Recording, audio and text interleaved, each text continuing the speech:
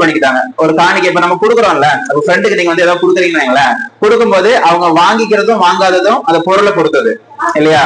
இப்ப வந்து உங்களுக்கு பிடிச்ச ஒரு சாக்லேட் நான் கொடுக்குறேன் அப்படின்னு நீங்க சந்தோஷமா வாங்கிப்பீங்க, தேங்க்யூ அங்கிள்னு வாங்கிப்பீங்க. உங்களுக்கு பிடிக்காத ஒரு ஸ்வீட் நான் கொடுக்குறேன் அப்படின்னா என்ன சொல்லுவீங்க? சாரி, வேண்டாம், சாரி, எனக்கு பிடிக்காதுன்னு சொல்லுவீங்க இல்லையா? சோ இதே மாதிரிதான் ஆண்டவரும் இந்த ஆபேல் கொண்டு வர்ற அதை பார்த்த உடனே அவருக்கு பிடிச்சிருச்சு, ரொம்ப நல்லா இருக்குதுப்பா, ஒரு நல்ல புஷ்டியான ஆடை வந்து கொண்டு வந்திருக்கிறாரு அப்படின்ட்டு அவர் வாங்கிட்டாரு. ஆனா இந்த காயின் வந்து கொண்டு போகும்போது பாத்தீங்கன்னா ஆண்டவருக்கு பிடிக்கவே இல்லை. இவன் ஏதோ சும்மா அந்த சொத்தையானது அந்த மாதிரி ஏதோ நல்லா இல்லப்பா, அது வந்து அவ்வளவு பிடிக்கல அப்படின்ட்டு போட்டுட்டாரு. இப்ப கடவுளுக்கு 2 பேர் காணிக்கை கொண்டு போறாங்க.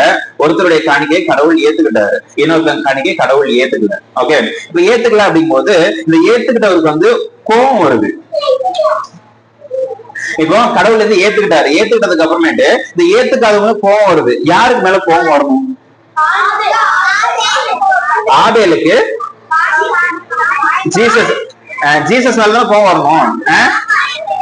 வெரி குட், ஜீசஸ் மேலதான் கோபம் வரணும். ஆனா இந்த ஆபேலுக்கு வந்து ஆபேல் மேல கோபம் வருச்சு. அவனுடைய இதை மட்டும் அவர் ஏத்துக்கிட்டாரு, என்னோட ஏத்துக்கலையா அப்படின்ட்டு கடவுள் மேல கோவப்படுறதை விட்டுட்டு கூட வந்தவன் மேல ஆபேல் மேல கோவப்பட்டு அவர் ரொம்ப கோபமா இருக்கிறாரு. கோவப்படுறது நல்லதா?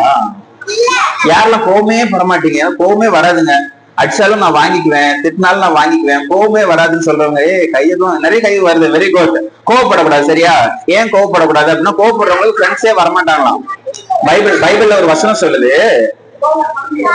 ஹலோ ஹலோ ஹலோ ஓகே, பைபிள்ல ஒரு வசனம் சொல்லுது, கோபக்காரனுக்கு நம்ம ஃப்ரெண்ட் ஆக கூடாதான். ஏன்? சூப்பரா சொல்றாங்கப்பா. அவன் வந்து நம்மளையும் வந்து அவன் மாதிரி கோவக்காரனா மாத்திடுவான் அப்படின்ட்டு. ஏன்னா கோவக்கார கூட இருக்கிறான்ல, நம்மளும் வந்து அப்படியே கோவக்காரனா மாறுவோம் அப்படின்னா கோவக்காரங்க ஃப்ரெண்ட் ஆக கூடாது. இன்னொன்னு நானும் கோவப்படாம இருக்கணும். சரியா? அப்ப இவன் வந்து கோவப்பட்டு பாருங்க, அவன் கோவப்பட்டு அவன் வந்து கோவமா பாக்குறான். என்னது இது, என் காணிக்கை வந்து ஆண்டவர் வந்து ஏத்துக்கல, அவன் காணிக்கை மட்டும் ஏத்துக்கிட்டாரு அப்படின்ட்டு இந்த கோபம் இருந்து ஒரு நாள் அவனை வந்து கொன்னே போட்டுறான். ஹலோ, கேக்குறீங்களா பின்னாடி?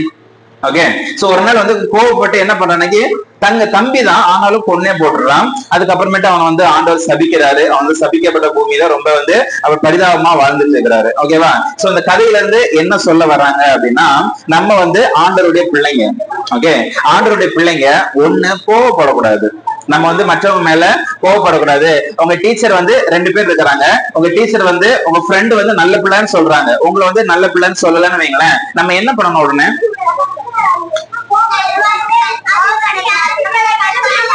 வெரி குட், நம்மள வந்து நல்ல பிள்ளையா மாத்திக்கிறதுக்கு நம்ம ட்ரை பண்ணணுமே தவிர அவ மேல கோவப்படக்கூடாது.